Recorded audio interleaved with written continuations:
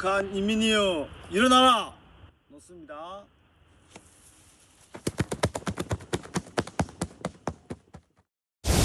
김정은이 우리 국민이 머리 위에 오물 쓰레기를 뒤집어 씌웠습니다. 제가 분명히 북한에 김정은에게 얘기했거든요. 정중히 사과하라고. 그러면 저도 대북전단을 보내는 걸 잠정 보류해볼게 했는데 분명히 안 하거든. 또 이번에 오물이라든가 뭐 다른 이제 반인륜적인 만행을 하는 경우에는 대북전단을 보내는 정도가 아니지. 임영웅 노래를 받은 북한이 또 보복을 감행할까요? 밤사이였습니다.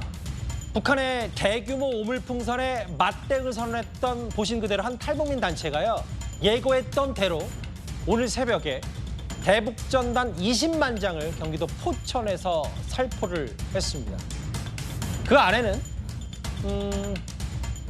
대북전단 포함해서 1달러짜리 지폐 그리고 임영웅 씨 노래나 나훈아 씨 노래 등을 저장한 USB 이런 게 담겨 있다고 하는데 오늘 거의 자정쯤이었습니다. 이현정 의원님. 네. 알려지기로는 여기 보시는 대로 일부 바람을 타고 북측 상공으로 넘어갔다. 뭐 이렇게도 알려졌어요. 뭐 박상학 대표가 그동안 이 계속 대북 전단을 뿌려왔죠. 특히 이제 여러 가지 미국 측의 어떤 이 시민단체의 어떤 지원을 받아서 예전에는 뭐 달러 같은 것도 넣기도 하고요. 또 USB도 넣기도 하고 해서 많이 보냈습니다.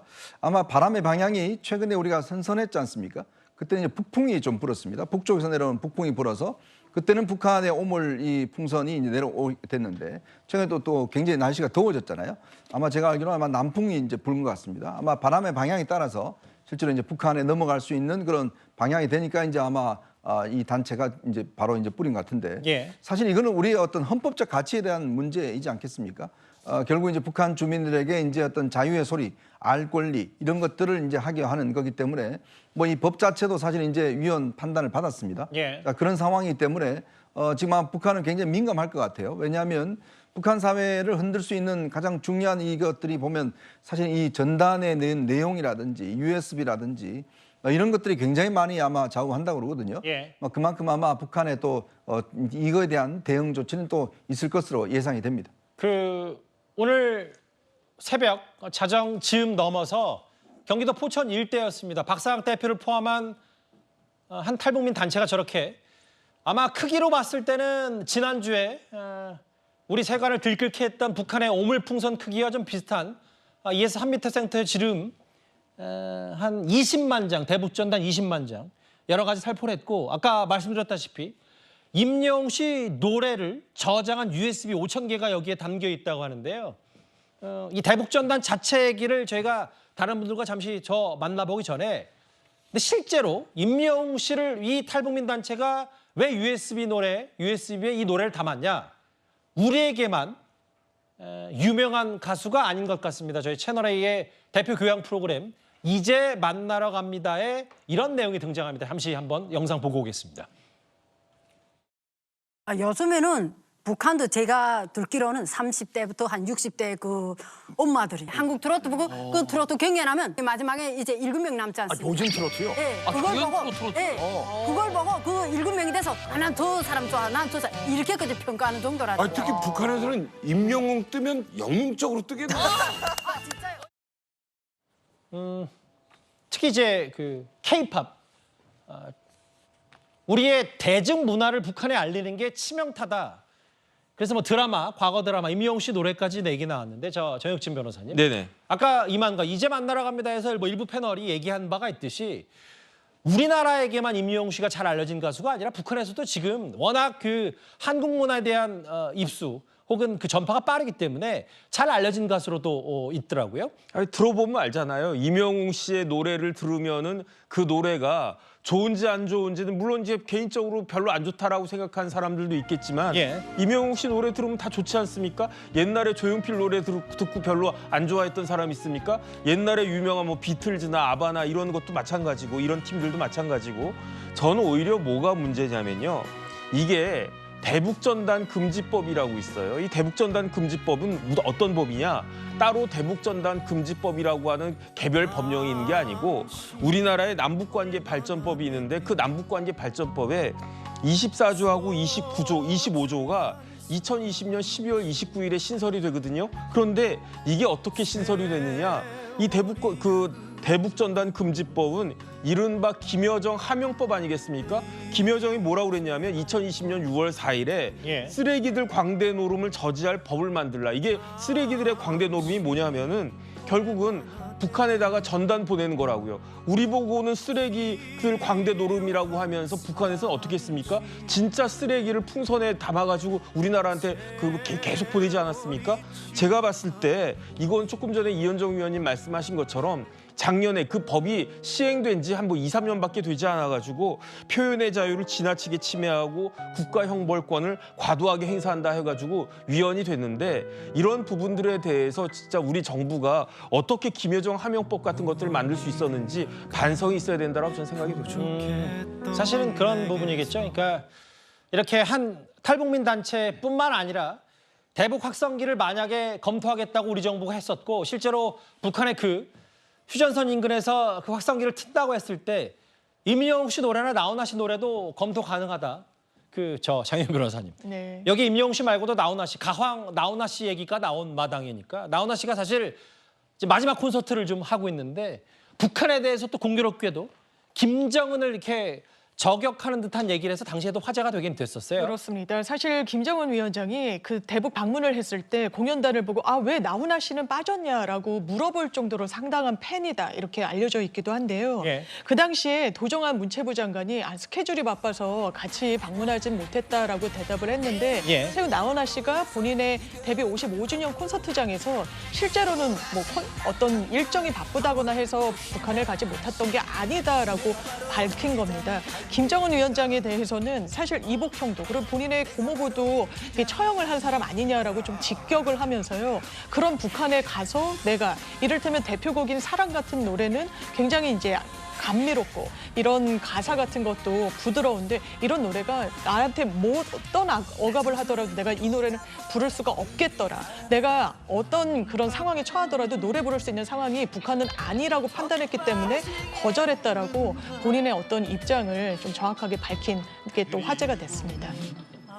임영웅 씨, 나훈아 씨의 노래가 담긴 그 USB가 이번에 대북전단 풍선에 포함이 됐고 이게 알려지기로는 일부 북측으로 넘어갔다. 아시는 대로 북한이 대북전단이 우리가 날리면 또다시 지난번처럼 오물풍선을 보내겠다고 협박을 한 상황이기 때문에 지금 북쪽에서 우리 쪽으로 부는 바람, 이른바 북풍이 앞으로도 또 이 북한의 도발의 변수가 될 것 같은데요. 당시 우리 군 당국은 엄중 경고를 이렇게 한 바 있습니다. 북한이 감내하기 힘든 조치들에 착수하기로 했습니다. 추가적인 도발도 결코 좌시하지 않을 것이고 오물풍선이나 GPS 교란 이러한 도발들은 수준 이하의 아주 구질구질한 그런 도발이고 몰상식한 처사다. 반복될 경우에 우리의 대응 강도도 더욱 높아질 것이다. 오늘 한 민간단체 대북전단 살포와 상관없이 사실은 당시 국가안보실장도 감내하기 힘든 조치하겠다. 북한을 몰상식한 처사다 이렇게 비판을 했었어요. 네, 몰상식한 처사는 맞죠. 북한에서 오물풍선을 보낸다는 게 상식적이진 않잖아요. 근데 이제 저는 이렇게 생각합니다. 결국에는 이제 풍선을 날린 부분들은 당연히 몰상식한 북한의 행위고 비판할 만하지만 그런다고 해서 이 풍선에 대응해서 9.19 군사합의를 폐지한 우리 정부 그리고 지금 대북전단을 살포하게끔 어떤 조치도 하지 않았던 이 정부에 대해서 과연 이 국민들의 입장에서 생각을 하는 안보의 정권인지 좀 아쉬움이 커요. 그러니까 북한에 지금 대북전단이 날아가게 되면요. 북한은 지금 전략적으로 우리 대한민국을 건들고 있는 겁니다. 예를 들어서 길 가던 동네 문제아가요. 정말 잘 차려입고 좀 이렇게 반듯한 사람을 툭툭 건드는 거예요. 시비를 거는데 거기에 대해서 같이 휘말려서 똑같이 침뱉고 욕하고 대응을 한다면 누가 손해일까요? 결국에는 지킬 게 많은 부분들 그리고 좀 더 지혜로운 것들이 힘이 있는 것이지 근육이 많고 어떤 전투력이 강하다고 해서 힘이 있는 게 아니거든요. 그래서 저는 그런 부분에서 윤석열 정부가 힘자랑이 정말 지혜로운 힘자랑이 아니라 정말 무력 도발에도 불사하겠다는 그런 것인지 따지고 보면 지금 대북전단에 날아가면요 100배가 아니라 한 두세 가지가 있습니다. 백령도 쪽에 있어서 국지전이 발생하는 공산이 커요.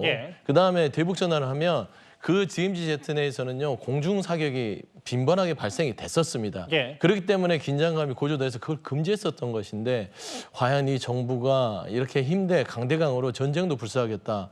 과연 이게 국민들한테 어떻게 비칠지 한번 심각하게 고려해야 될 문제가 있다. 그러니까 과거 문재인 정부처럼 설사 북한이 뭐 그땐 그렇지 않았더라도 오물풍선 날라오면 저렇게 탈북민 단체가 대북전단 뿌리는 건 정부 차원에서 막았어야 된다 이 말씀을 하신 것 같은데요. 예, 이현정 의원 생각은 어떠세요? 자, 우리 정부가 힘자랑이라고 이야기를 하셨는데 기본적으로 이거는 우리의 최소한의 방어적 조치입니다. 왜냐하면 9.19 군사 합의를 우리가 폐기했다고 이렇게 이야기를 하시는데요. 9.19 군사 합의는 이미 북한이 먼저 폐기를 했습니다. 북한이 3,000번 이상 이 9.19 군사 합의를 다 어겼습니다. 북한은 이 협약을 폐기하고 다 자신들이 군사훈련, 미사일 발사 다 하는데 우리만 지키면 이게 바보 아니고 뭐겠어요? 이게 안보 정권입니까? 아니지 않습니까?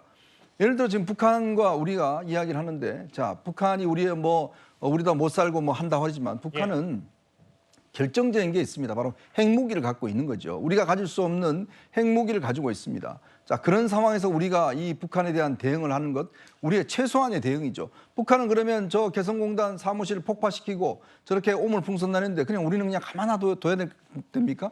최소한의 조치는 취해야 될 거 아니겠습니까? 예. 우리 군이 훈련을 못해서 저 이 백령도에 있는 군들이 전부 다 20시간 건너떠서 이 파주에 와서 사격 훈련하고 그런 일을 했어요. 예. 근데 북한은 지키지 않습니다. 우리만 지켜요? 우리만 왜 지켜야 됩니까?